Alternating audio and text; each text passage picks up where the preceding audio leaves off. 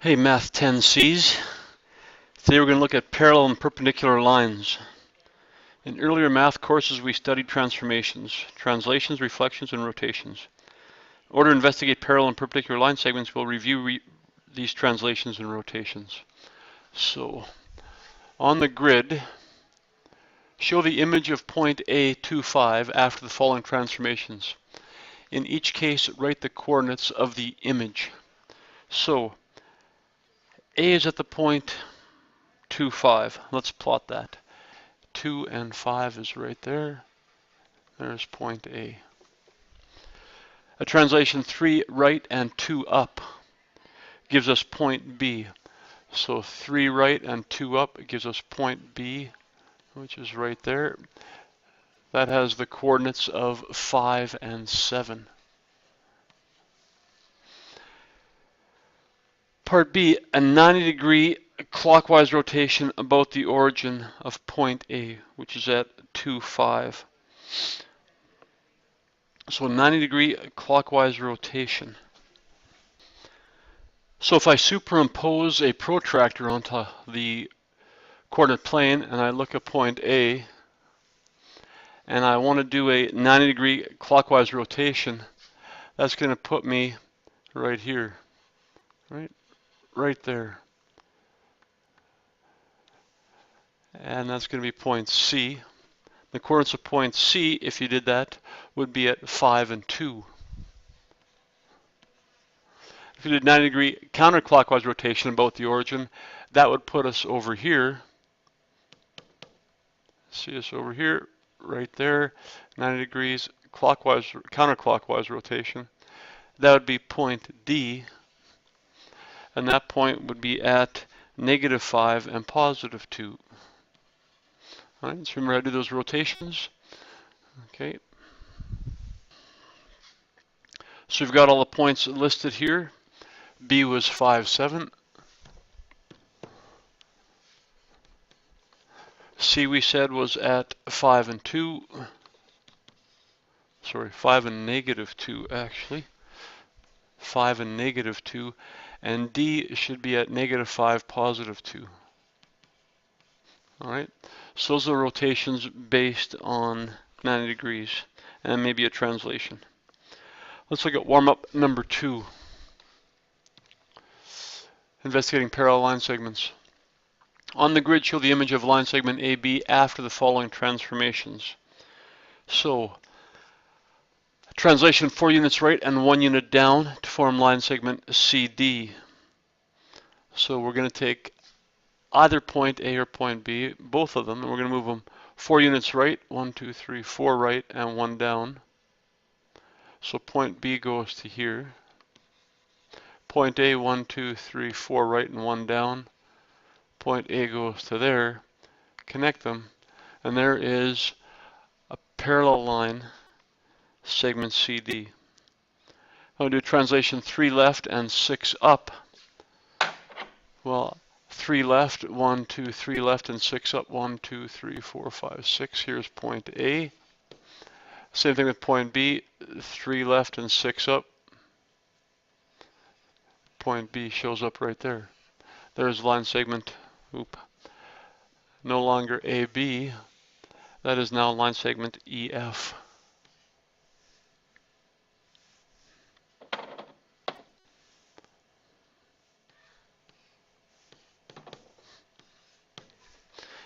And if we're going to do a translation 3 down to form line segment GH, we just go 3 down from A.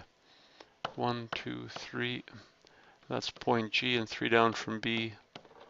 That's point H. There's line segment GH. All right. Find the slope of each line segment.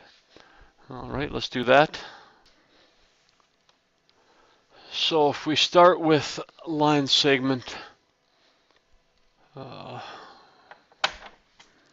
AB,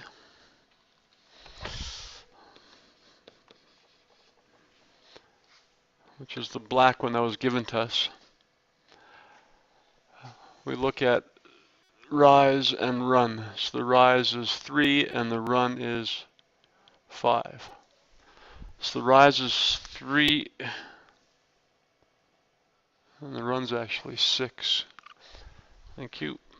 So that slope is 1/2. You look at the blue AB, blue line segment AB, which should have been actually line segment CD, but that's fine. That also has a run of 6 and a rise of 3. So 3, 6 also equals 1/2. If we look at line segment EF, the green one, talk about the slope of EF, also has a rise of 3 and a run of 6. So that slope is also 1/2. And finally, the slope of GH also has a rise of 3 and a run of 6. Slope of GH is also 1/2.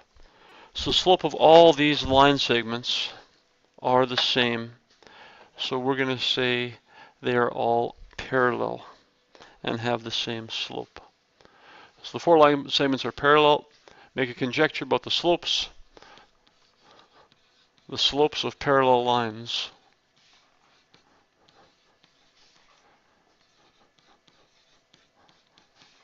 are equal.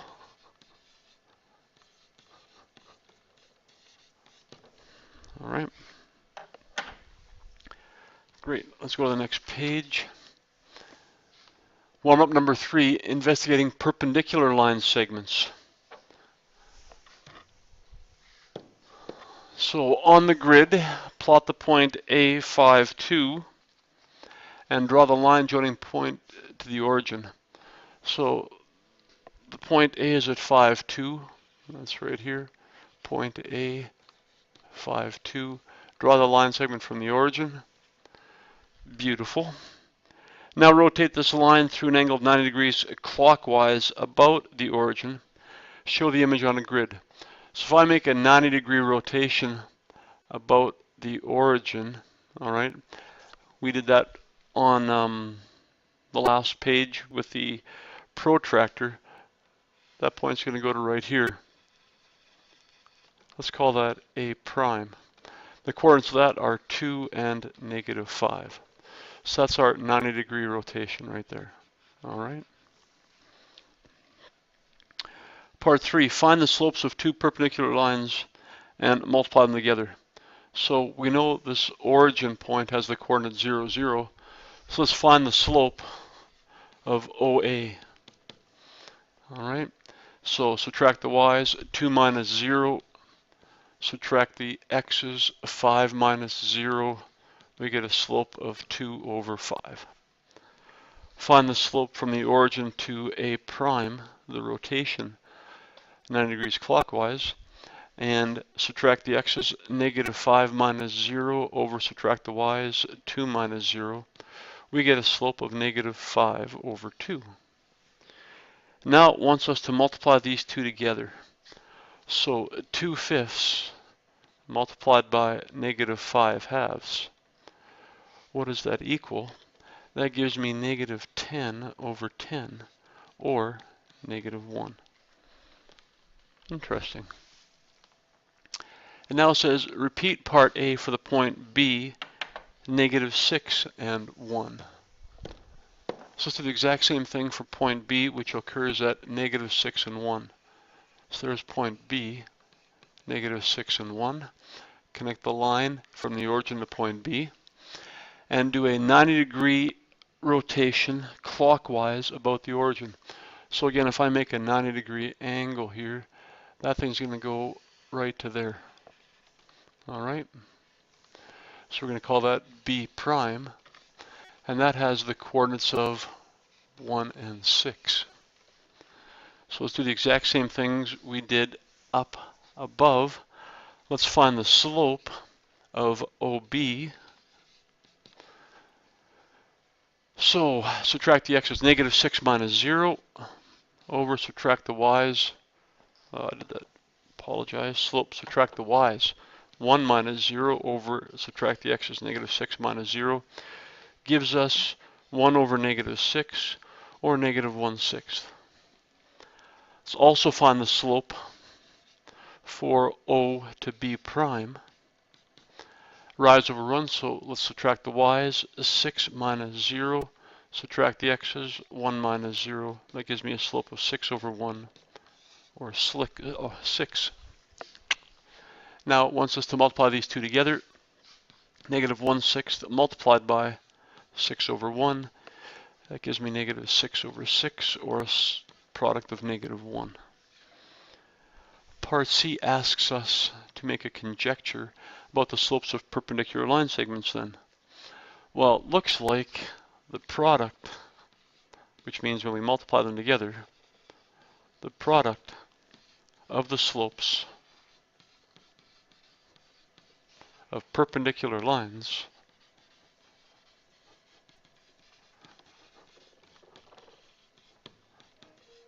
is negative 1.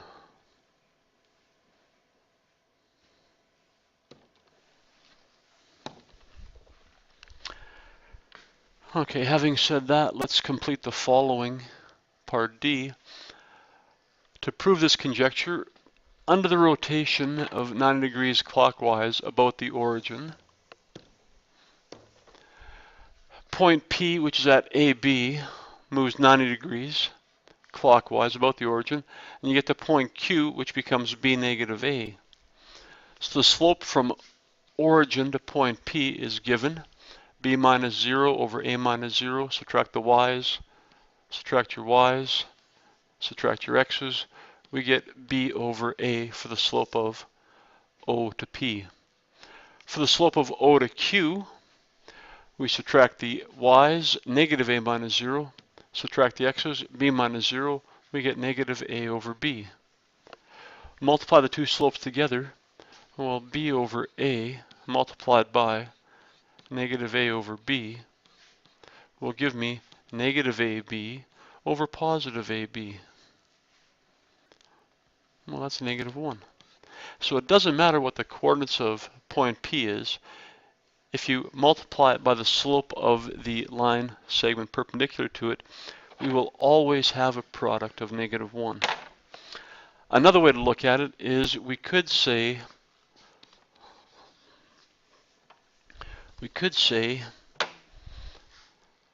perpendicular lines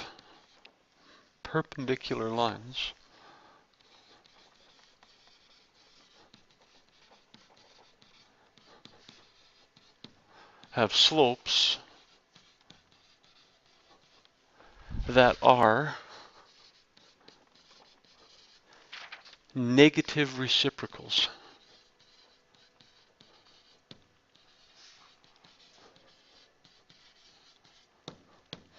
All right, so if you look at them, B over A and A over B are considered reciprocals. One is positive, one's negative. If you multiply negative reciprocals, you're always going to get a product of negative 1.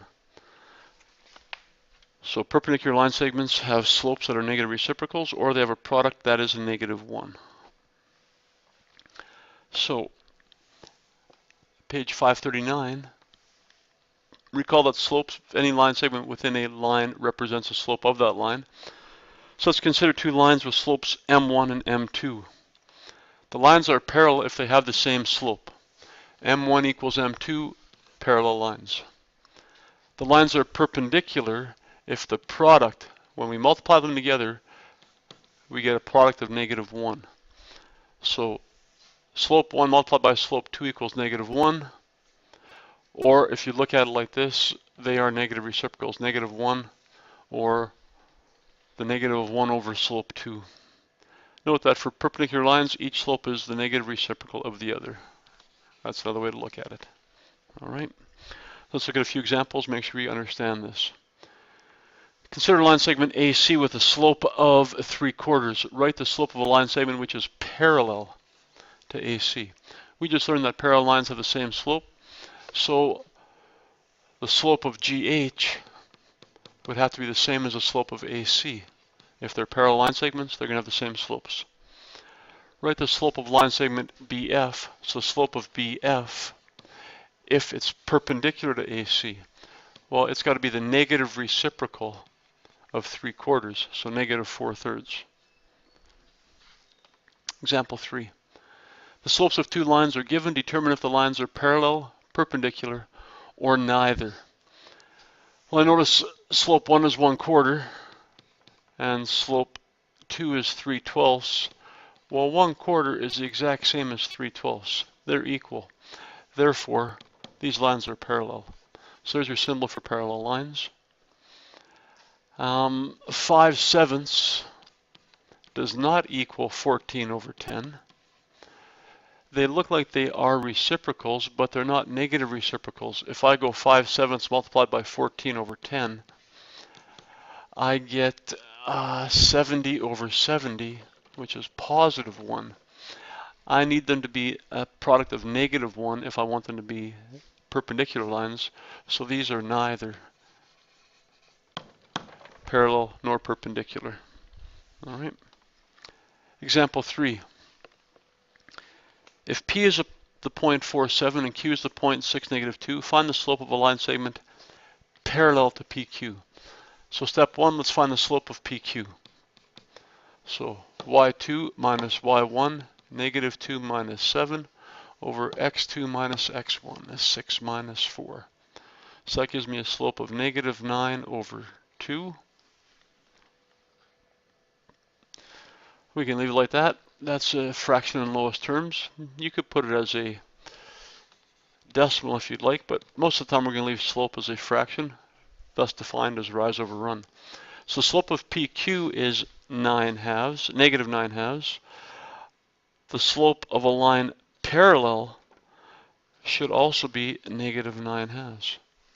All right. So a parallel slope would have the same value. A slope that's perpendicular would be the negative reciprocal of -9/2. So take the reciprocal and change the sign. So slope should be 2/9. All right. Last little bit of notes.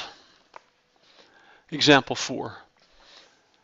Triangle LMN has coordinates L, M, and N as such. Use slopes to show that the triangle is right-angled at L.